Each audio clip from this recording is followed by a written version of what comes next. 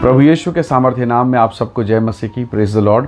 आइए आज के मनन के लिए हम परमेश्वर के वचन को निकालें। मेरे साथ यशायाह नबी की किताब निकालिएगा। यशायाह नबी की पुस्तक 41 अध्याय 41 और उसका वचन 13। यहाँ इस प्रकार से परमेश्वर के वचन में लिखा है 13 पद में, क्योंकि मैं तेरा परमेश्वर यहोवा तेरा दाहिना हाथ पकड़कर कहूँगा, मत डर, मैं तेरी सहायता करूँगा। Praise the Lord, hallelujah. प्रभु के लोगों, अगर आप इस पूरे अध्याय को पढ़ें तो ये अध्याय इस बात की शिक्षा देता है। परमेश्वर का दास नबी यशायाह इस बात को कहता है कि इज़राइल मत डर, प्रभु तेरी सहायता करेगा। हालेलुया। जबकि वो सारे शत्रुओं से घिरा है, विरोधियों से घिरा है, फिर भी परमेश्वर उसकी सहायता करने को तैयार है। बहुत बार मैं और आप कई प्रकार की उलझन, समस्या, पीड़ा से घिरे रहते हैं और हमें सहायता नहीं मिलती। कई ऐसी परेशानी जहां हम उलझ गए हैं और मन डरा हुआ है, भयभीत है और ऐसी पीड़ाओं से घिर गया है कि लगता है कि प्रभु जी अब तो निकल पाना बहुत मुश्किल है। आप देखेंगे जो आपके बाद जिस काम को लोगों ने शुरू किया वो आशीषित होते दिख रहे हैं। आपके बाद जो आया वो बेहतर दिख रहा है। आपके बाद में जो विश्वासी आए वो फलवंत हो रहा है, वो आशीषित हो रहा है, उसको ब्लेसिंग में। आपको क्यों नहीं?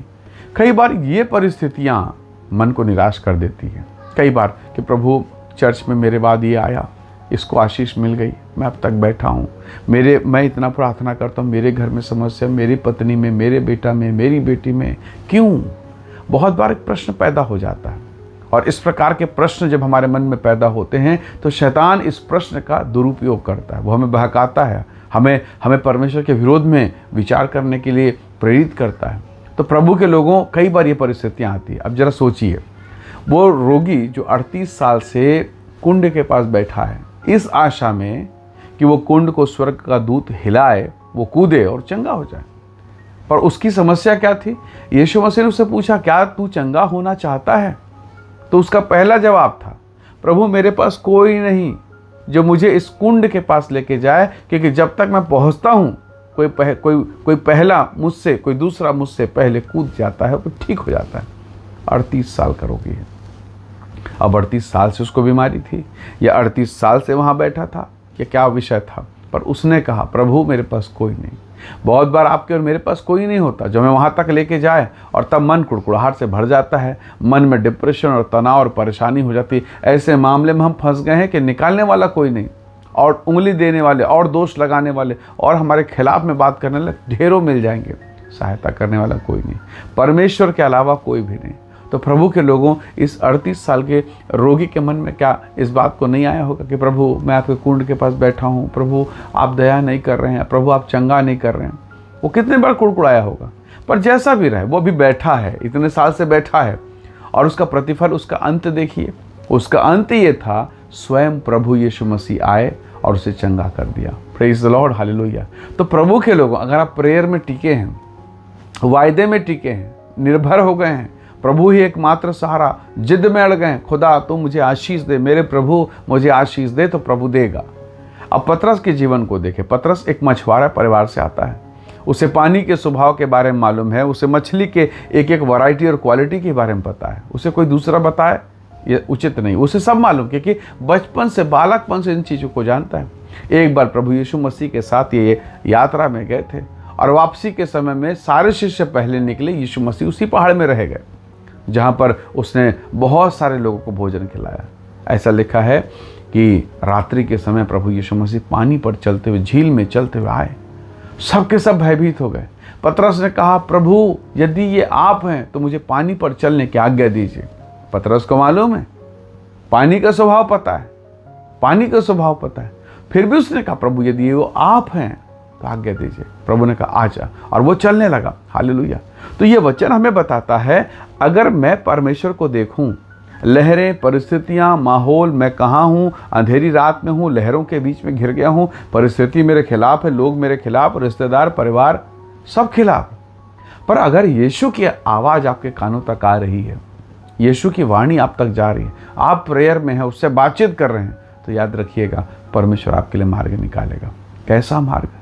जिन चीज़ों के ऊपर आप कभी नहीं चल सकते, जो चीज़ें आपको डुबा देंगी, जो लोग आपको डुबाने वाले हैं, जो परिस्थितियाँ आपको बर्बाद करने वाली, उन परिस्थितियों के ऊपर में आपका पांव होगा, आप ऊंचाई पर खड़े रहेंगे, परमेश्वर की महिमा करेंगे।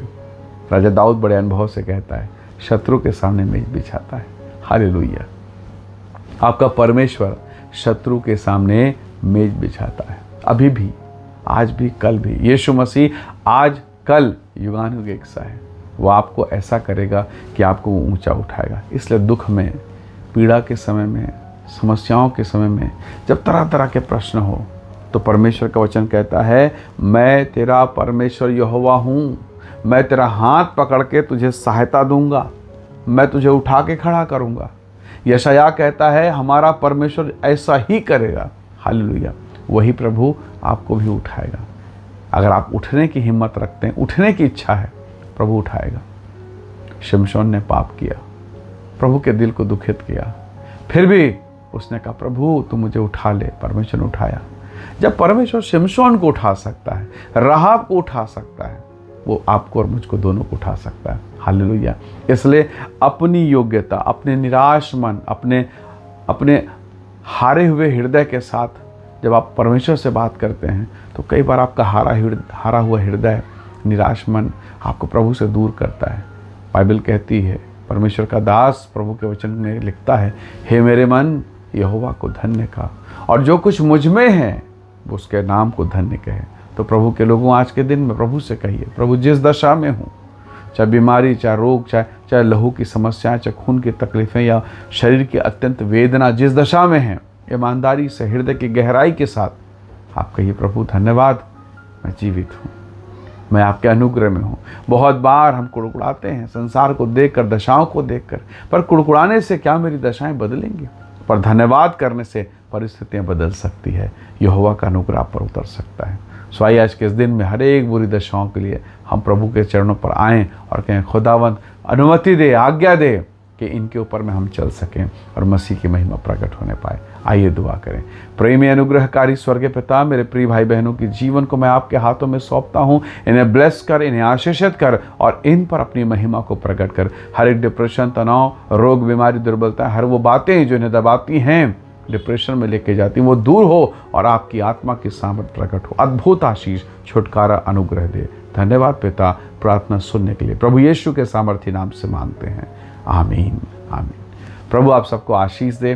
Praise the Lord. जय मसीह।